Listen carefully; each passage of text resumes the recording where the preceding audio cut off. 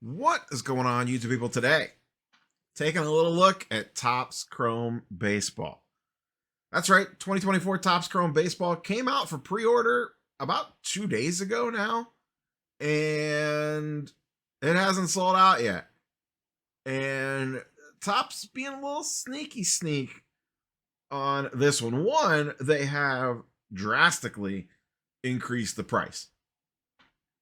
Hobby boxes are $189 on pre-order.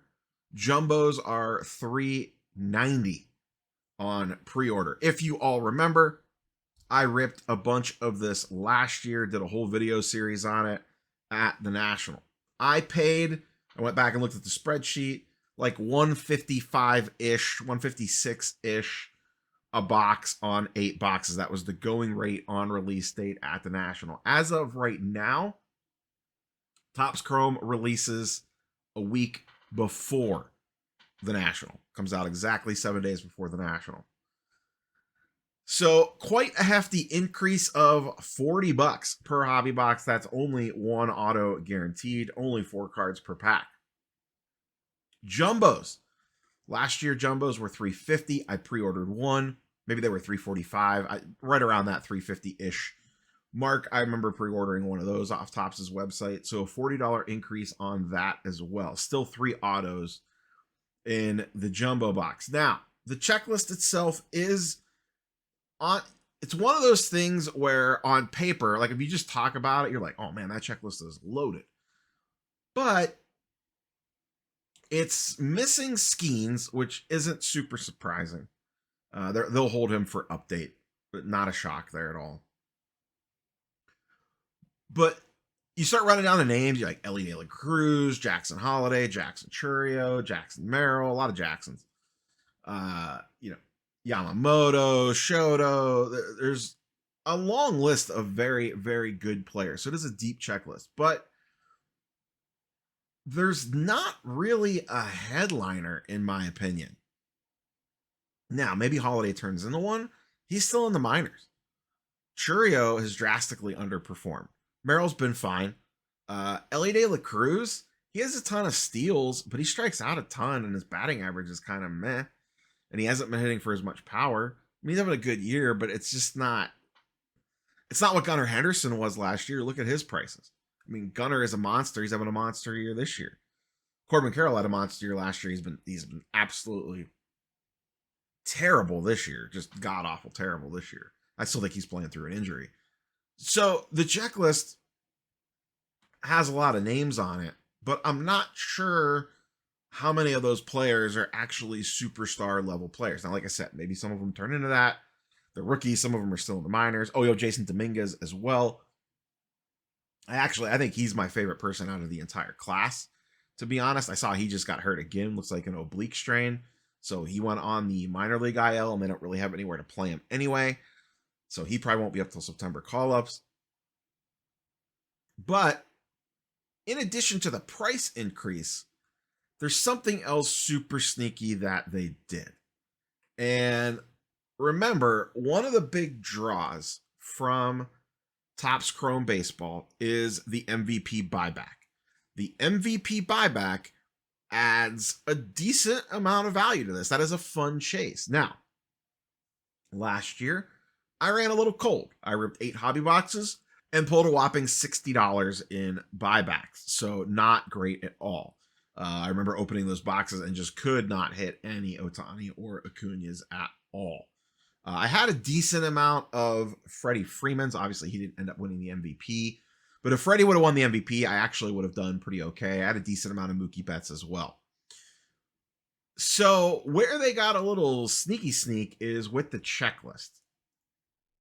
This is the 2022 checklist. You'll notice 220 base cards. 2023 checklist, 220 base cards. 2024 checklist, 300 base cards. I believe that's around a 35% increase in the size of the checklist. What does that mean? It's going to be even harder to hit MVP buybacks out of this product. than in previous years. And even in previous years, it wasn't exactly the simplest thing in the world, at least on my sample size. I'm skewed because of the experience that I had opening this product. I do find it telling that these have not sold out yet. I wonder if they have finally pushed the boundaries too far. Now, they haven't announced. We know that MVP buyback will be in there. That's gimmick one. And to be fair, it's probably the best gimmick that they do. It's absolutely amazing. We do not yet know if they have some twist up their sleeve. Remember, Top Series 2, they had a bunch of SPs in there we didn't know about until the last minute. Would they roll out something similar for this, where you get like, some Skeens chase card or something? I don't know. That I do not know. And that might be a last minute thing. So I pre-ordered none of these. I purchased 0 of these. I thought about a jumbo box on pre-order, but I'm just going to wait. And a big reason why I'm going to wait is because of the National. Now, for me, I have the unfair advantage of attending the National. Don't get me wrong, a lot of people will have that advantage as well. But I'm going to wait to see what they're doing with silver packs this year. Because as you all know, when I did that experiment last year, the silver packs really made a massive difference on the value.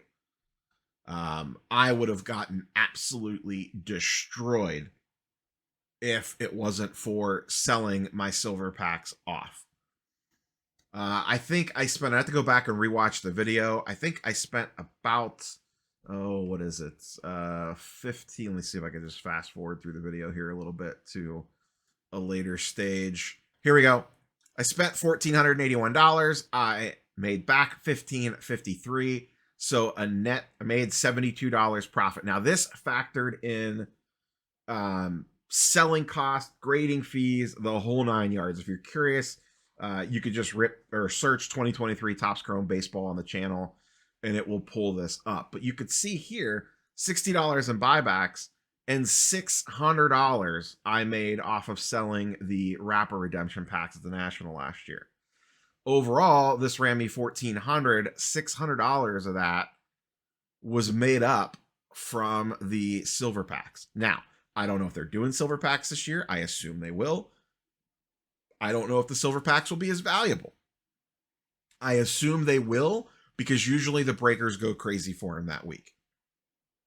And if you can find a breaker that's breaking them, they will usually pay a premium for them. And they usually have some pretty good names in there. Now, those cards do not typically tend to hold a ton of value. They're like national stamped and all that. But for that week, FOMO gets a hold of everybody and you could sell them for a pretty penny. So that's going to be my approach to Topps Chrome this year. I am not pre-ordering this product. I am going to play a wait and see game. If it ends up going up a couple bucks a box, more power to them. If it ends up coming down a little bit, cool. Will I end up buying some? I'm sure I probably will. Let's be honest here. I got a little degen in me. I'll probably end up at minimum, I will pick up maybe a hobby box and maybe a jumbo box to rip on the channel. I do not know if I will be redoing this experiment again, where I bought a case. Initially, I was thinking that I would, but tacking on an extra $40 on the box price is quite honestly steering me away from it. Even though as fun as that all was last year, no, I didn't make money off of it. It wasn't about making money off of it. It was about just kind of showing the math on all this stuff and kind of how it breaks down. But that $40 price increase is pretty rough. Pretty rough. So I'm taking a pass, and judging by the pre-order page, it looks like a lot of other people are too. Like I said, on paper, you could easily get sold on this checklist because it is pretty deep. You have a lot of chances of hitting someone pretty decent. But the increased box prices, the increased checklist size has got me at least pressing the pause button. I'm playing wait and see game. This also scares me a little bit for what this Topps Chrome NBA product is going to look like. Now, if you're playing devil's advocate on the other side of things, this is still, because remember, Topps Chrome is the main inline product. A jumbo box of Topps Chrome is $389. Has 3 autographs in it. Go look at what a hobby box of basketball or football Prism goes for, which is essentially the equivalent, with, 1 auto, and they're missing a lot of the key players in those sports because of autograph exclusives. You're talking $800, $900, sometimes $1,000 a box for Prism football and basketball, depending on the rookie class.